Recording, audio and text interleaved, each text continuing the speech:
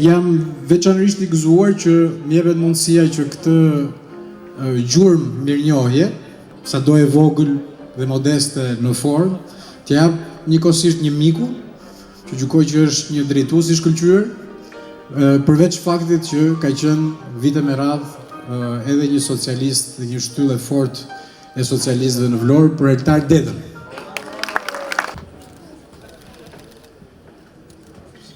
Shoku Eltar.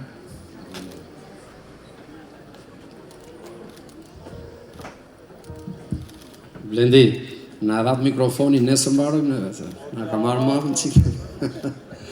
Përshëndetje gjithëve, njëherë faleminderit shumë për këtë vlerësim, sidomos që më dha nga miku im nga Pirua.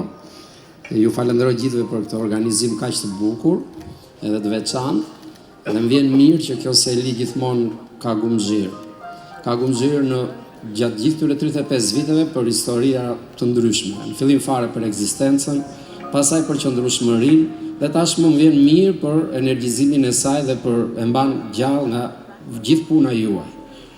Unë dua të falenderoj të gjithë ata që ma lanë si trashëgimi Partinë Socialiste për ta drejtuar. Dua të falenderoj të gjithë ata të rinje të reja që mu bashkuan me mua dhe me të gjithë shokët e tjerë, me Shpëtimi dhe me të tjerë që unë nuk mund të ndaj as kërkën, veteranët në mënyrë të veçantë, student, pedagog, akademik, mjek, arsimtar, inxhinier, të cilët erdhën në opozitën e dytë atërshme, por një falënderim të veçantë.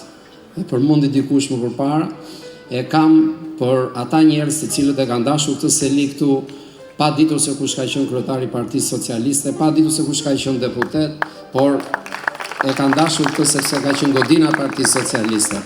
Ka qenë godina që ka përcjell udhëheqësa si Fatos Nano dhe tashmë vazhdon me Edi Ramën. Prandaj unë ju uroj të gjithëve suksese në jetën dhe pas jetën e gjatë Partisë Socialiste.